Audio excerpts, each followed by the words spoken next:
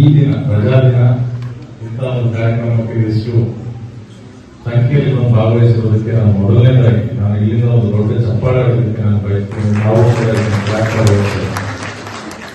ಅವರ ನೈಜ ವ್ಯಕ್ತಿತ್ವ, ಆ ಕ್ಯಾರೆಕ್ಟರ್ ಅದರಲ್ಲಿ ಕಪಟ ಇರಲಿಲ್ಲ, ಅದರಲ್ಲಿ ಕ್ಯಾಲ್ಕುಲೇಷನ್ಸ್ ಇರಲಿಲ್ಲ, ಅದರಲ್ಲಿ ಯಾರನ್ನೋ ಮೆಚ್ಚೋ, ಯಾರನ್ನೋ ಓಲೈಸಬೇಕು, ನಾನು ಎಲ್ಲರನ್ನೂ ಒಳ್ಳೆಯವರು ಅನ್ನಿಸ್ಕೋಬೇಕು ಅಂತ ಯಾವತ್ತೂ ಬದುಕಿರ್ಲಿಲ್ಲ. ಅವರು ಒಳ್ಳೆಯವರಾಗಿ ಬದುಕಿದ್ರು. ಒಳ್ಳೆಯವರು ಅನ್ನಿಸ್ಕೊಳ್ಳೋದು ಬೇರೆ, ಒಳ್ಳೆಯವರು ಆಗಿರೋದು ಬೇರೆ. ಸೊ ಯಾವಾಗ ಮನುಷ್ಯ ಒಳ್ಳೆಯವನಾಗಿ ಬದುಕ್ತಾನೆ, irrespective of age group, irrespective of profession, ಅವರು ಎಲ್ಲರ ಹೃದಯಕ್ಕೆ ತಲುಪುತ್ತಾರೆ.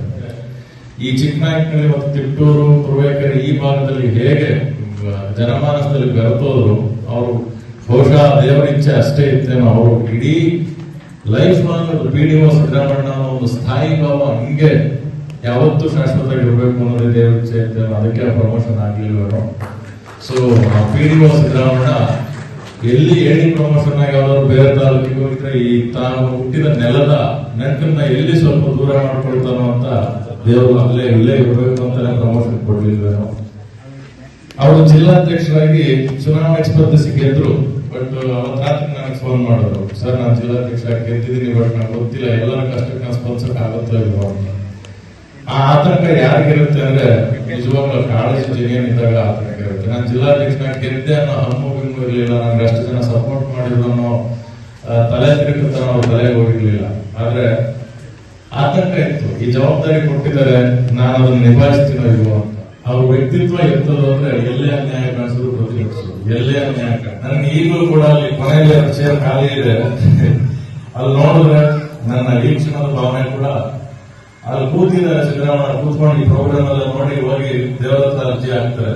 ನೋಡಿ ಇಷ್ಟು ಜನ ಸೇರಿದ್ದಾರೆ, ನಾನು ಸ್ವಲ್ಪ ಒಂದು ವರ್ಷ ಆದ್ರೂ ನೀನ್ ನನ್ನನ್ನ ಹೇಳ್ದೆ ಕೇಳ್ದೆ ನಡೋ ಮಧ್ಯ ಅರ್ಧಂಬರ್ಧ ಲೈಫ್ ಇರೋ ನನ್ನ ಆಯುಷ್ಯ ಮುಗಿದಿಲ್ಲ, ಅಷ್ಟು ಬೇಗ ನೀನ್ ಕರ್ಕೊಂಡು ನಂಗೆ ಅನ್ಯಾಯ ಮಾಡಿದೆ ಅಂತಂದೇಳಿ ದೇವರ ಹತ್ರ ಅರ್ಜಿ ಇಟ್ಕೊಂಡು ಹೋಗಿ ಹಠ ಮಾಡಿ ಪ್ರತಿಭಟಿಸ್ತಾ ಇರ್ತಾರೆ ಸಿದ್ದರಾಮಣ್ಣ ಅಂತ ನಮ್ಗೆ ಅನ್ಸುತ್ತೆ.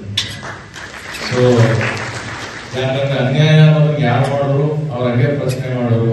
ಸೊ ಆ ರೀತಿ ನನ್ನ ಒಂದು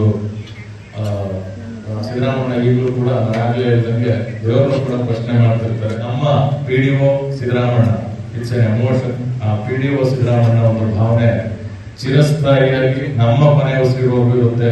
ಅದೇ ರೀತಿ ಇಲಾಖೆಯ ಕೊನೆ ಉಸಿರಿರುವವರೆಗೆ ಅದಕ್ಕೆ ಒಂದು ಸ್ಥಾಯಿ ಭಾವವಾಗಿ ನಿಲ್ಲಲಿ ಅಂತ ಆಶಿಸ್ತಾ ನನ್ನ ಮಾತುಗಳನ್ನ ಮುಗಿಸ್ತೇನೆ. ಧನ್ಯವಾದಗಳು.